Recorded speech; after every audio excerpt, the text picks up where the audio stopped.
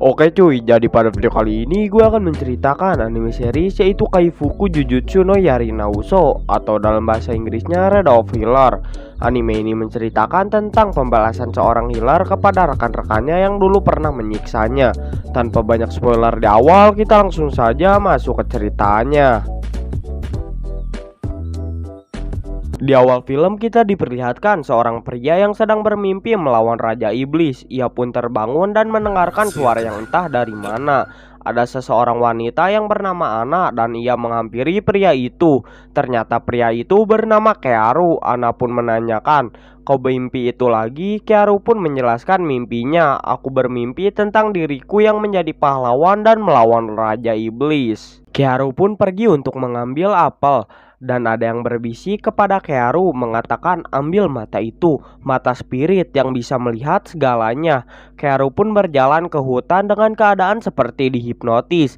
Kearu pun menemukan danau, dari danau itu keluar spirit bintang. Spirit itu gue panggil peri aja dan menanyakan apa yang kau inginkan. Kearu pun meminta mata spirit.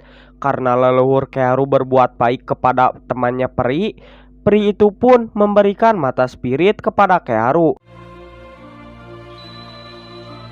Kearu pun tersadar dan bisa melihat semuanya, mulai dari mana statistik dan nama asli seseorang. Kearu pun mengingat semuanya. Ternyata mimpi Kearu yang di awal adalah pertarungan dengan rekan-rekannya di masa depan. Rekan-rekannya Kearu bernama Balat, seorang penembak, Blade, seorang pahlawan pedang, dan Flare, seorang ratu dari kerajaan Giora, pengguna sihir. Kita pun diperlihatkan pertarungan Kearu saat melawan Raja Iblis.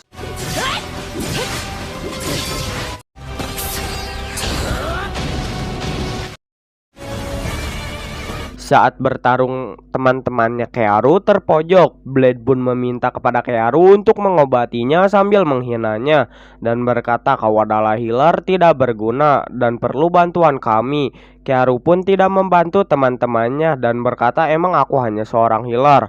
Melakukan healer mempunyai efek samping, yaitu seluruh ingatan orang yang diobati Kearu akan mengalir kepada dirinya dan akan membuat mental Kearu hancur. Kita pun diperlihatkan flashbacknya Kearu. Kearu pernah mencoba kabur dari rekan-rekannya karena tidak mau menggunakan kekuatannya lagi. Tapi Kearu selalu tertangkap. Kearu dibuat candu dengan obat-obatan dan Kearu diubah menjadi orang yang mau menggunakan kekuatannya demi obat-obatan. Kearu selalu diperlakukan seperti hewan. Balik ke pertarungan, Kearu pun membiarkan teman-temannya mati. Karena selalu diberi obat-obatan, Kearu mendapatkan skill tanaman obat candu. Kearu pun melawan Raja Iblis itu sendirian. Saat Raja Iblis itu sekarat, dia kesal karena tidak bisa melindungi apapun. Sambil menangis, Kearu pun menjawab, tidak usah khawatir, semuanya akan terulang lagi. Raja Iblis itu pun mati dan berubah menjadi batu bertuah. Flare pun meminta batu itu, tapi Kearu tidak memberikannya karena akan disalahgunakan oleh Raja. Kearu pun memundurkan waktu dengan batu bertuah itu. Saat memundurkan waktu, Kearu akan kehilangan ingatannya. Kearu pun berterima kasih kepada peri itu dan mulai untuk membalas dendam kepada rekan-rekannya.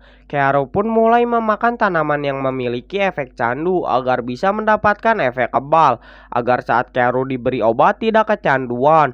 Flare pun datang ke desanya Kearu. Warga pun kebingungan karena ada seorang putri datang.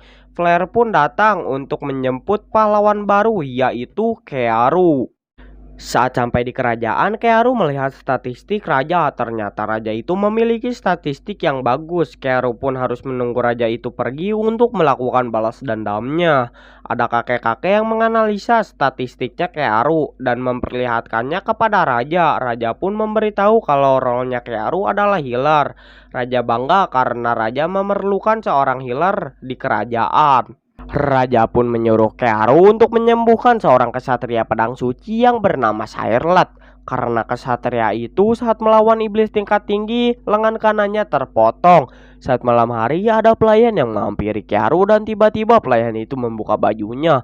Kalian tahulah pasti kelanjutannya. Kearu pun setiap malam ada pelayan yang datang ke kamarnya Kearu. Charlotte pun datang di kerajaan. Kearu pun mulai menumbuhkan lengan kanan milik Charlotte. Saat selesai, Kearu pun pingsan karena saat menemukan lengan kanan milik Charlotte, ingatan Charlotte mengalir kepada tubuhnya Kearu.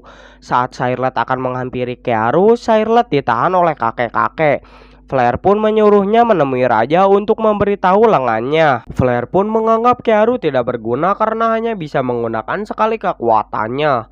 Kakek-kakek itu pun memberitahu kalau Kearu sangat berguna karena healer biasa tidak bisa menumbuhkan anggota badannya. Biasanya healer hanya bisa menyembuhkan luka yang bisa disembuhkan tubuhnya. Flair pun menyuruh kepada kakek-kakek itu untuk melakukan sesuatu yang berguna kepada Kearu agar tidak langsung pingsan. Ternyata Flair saat tahu pahlawan berasal dari desa, ia muak. Saat Kearu sadar, Kearu seperti gila dan ditenangkan oleh kakek-kakek. Tapi Kearu tidak mau menggunakan healnya lagi karena tidak mau melihat pengalaman si korban. Jika terus-menerus menggunakan healnya, mungkin Kearu akan hancur dan kehilangan dirinya. Lalu Flair menasehati Kearu dan membujuk Kearu menggunakan healnya. Tapi Kearu tetap menolaknya untuk menggunakan heal. Flair pun pergi dan tidak akan memaksa menggunakan healnya. Ternyata Kearu tadi hanya berakting dan kehidupan Kearu sama seperti kehidupannya yang dulu. Kearu yang dulu menganggap Flair adalah orang yang baik hingga ia ingin berguna untuk Flair. Tapi Kearu yang sekarang tahu Flair adalah sampah dan tidak akan tertipu lagi oleh Flair.